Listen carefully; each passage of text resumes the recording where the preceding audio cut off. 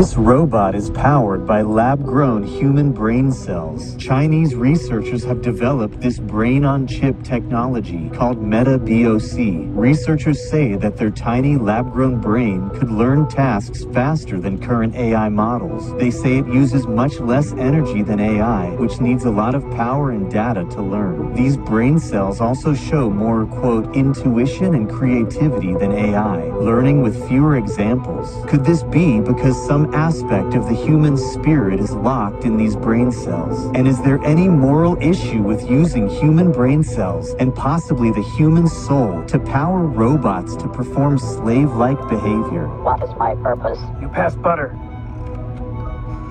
Oh my God. Hey, Shalom, it's your brother Yonathan. Alright, first and foremost, I want to give all praises to the Most High, Yahweh, Bahashem, Yahushai, Bahashem, Rakah HaKodash. I want to give double honors to the apostles and the elders of Great Millstone. I want to say Shalom to all the brothers and, of course, the few sisters who are pursuing this truth and sincerity. Alright, may the blessing of election be upon your house. Alright, I seen this clip the other day, and, you know, that's what Esau's trying to do. He's trying to mimic the Most High. But you notice in that clip, he talked about using, and this is the Chinese that are doing this, but I'm sure Esau has his own version of biological AI, right? The Most High is the Father of spirits. There's the disconnect. In order for Esau to achieve immortality and all these things that he's trying to manufacture, all right, all the things, and by the way, all the things he's trying to accomplish, the Israelites are going to be given day one upon the establishment of the kingdom of heaven. There's no level of technology that he could obtain that could dictate the spirit that's within a vessel. You can't download a spirit to a brain chip, to an RFID chip. You can't download a spirit, or place a spirit within the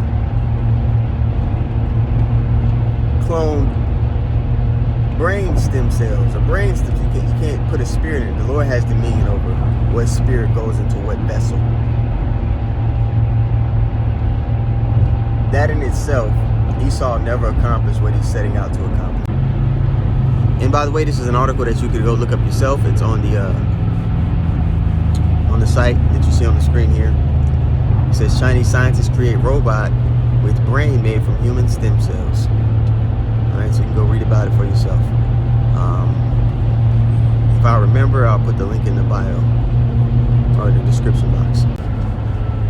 Alright, but let's go to Ecclesiastes 3, okay, and we'll read 15 and 16 and then 20 and 21, just to show who has dominion over spirits. You know, there's a higher plane of existence in which these matters are handled, and Esau doesn't have access to that realm or no authority there. Everything he's doing anyway, the Lord wrote for him to do. So, you know, he's really in the trick bag. All right, Ecclesiastes 3 and 15. That which hath been is now. And then you go to Ecclesiastes 6 and 10. It matches up with Ecclesiastes 1 and 9. All right, when it says, all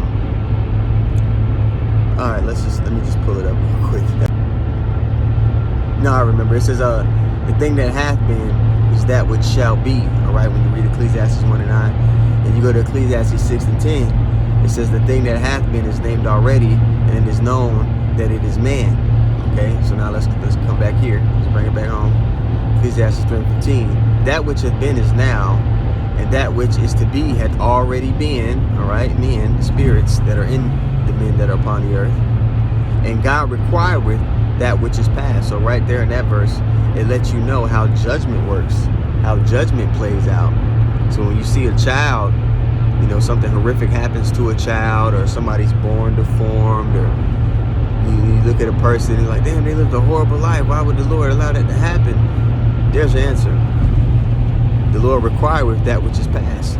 This person could have done some heinous things in a past life, and they may have not paid for it in that life, but they paid for it in another go around. Okay? The same way we're paying for the sins of our forefathers, but ultimately we are our forefathers. Okay, the scriptures talk about us coming back every 3 to 4 generations as well. Okay, so continuing on verse 16 here, it says, and moreover I saw under the sun the place of judgment. All right, under the sun, what's that? The earth. This is where judgment plays out. Okay,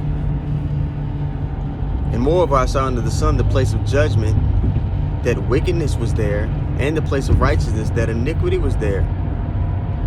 All right, so yeah, everything's playing out here. You got a people upon the face of the earth who are living in their heaven. Esau, Edom, the so-called white man.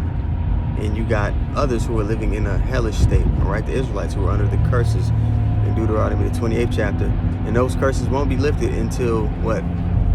Revelation 22 and 3, when the kingdom of heaven is being established, when the Lord returns. But the Lord is going to be with his elect through the midst of Jacob's trouble, through the midst of the season finale of this beast system. Okay, now let's jump down here to 20. It says, all go unto one place. It's talking about after you perish, after your spirit is separated from your body, all go into one place. All are of the dust, and all turn to dust again. So your physical vessel, which holds your spirit while you're on this plane, what? It decomposes. It goes back into the earth. All right? Who knoweth the spirit of man goeth what? Upward. Upward to who? Not to the cloud. not the iCloud. All right? Did the spirit of man go upward to who? Yahweh Bashem Yahushua. He is the what? The father of spirits. And we'll get that precept as well. All right? Who knoweth the spirit of man goeth upward, and the spirit of beast goeth downward to the earth. The animals, they just come right back. Okay? So now we go to Hebrews 12. And we'll start at verse 8. The point is a 9. Got to highlight it for you. It says, but if ye be without chastisement, whereof all are partakers, then ye are bastards and not sons. Just going into the fact that if you're going to pursue the Lord, like it says in Sirach 2, prepare thy soul for temptation. Okay, you're going to be in times of testing. All right, so like it. Had to pause the video really quick. This is verse 9. It says, furthermore, we have had fathers of our flesh which corrected us. All right, again, going into coming up under the correction of the Lord. You go to Sirach 2. It says, my son, if thou come to serve the Lord, prepare thy soul for temptation. Meaning, it's a rite of passage for you to be tested, for you to have faith through adverse situations within our walk, and to still walk uprightly according to the conduct that he's given us, regardless of the situations surrounding you. All right, verse 9, furthermore, we have had fathers of our flesh which corrected us, and we gave them reverence. Shall we not much rather be in subjection unto the Father of spirits? Okay, who's the Father of spirits? Yahweh. All right, and he's given all authority unto his son, as is stated in the scriptures. All right, his son comes on the behalf of the Father.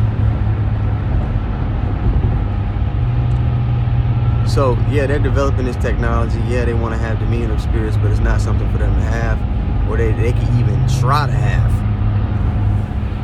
Okay, so when they come down the pipe spinning this narrative, oh, our way is better, you take this chip, you'll be entering into a new existence. You'll be better than a human. That's what they're gonna push. Along with, oh, you need this to function within our society, right? By ourselves, right? A lot of people are gonna fall for it because they don't reverence the real Father of spirits. They only reverence what they can see. And again, remember, Esau is, he's been given dominion over the earth, so they see Esau in power. So they look at him subconsciously as God. And that's going to cost them very dearly. So I seen this clip, man. I wanted just to respond to it. And, Abaratazah, the lesson was edifying. I want to give all praises once more to Yahweh, Bahashem, Yahushai, Bahashem, Rakah HaKodash. I want to give double honors to apostles and the elders. Of great millstone who taught us his truth and rule well. I want to say shalom to all the brothers and of course the few sisters who are pursuing this truth in sincerity. All right? May the blessing of election be upon your house. Shalom.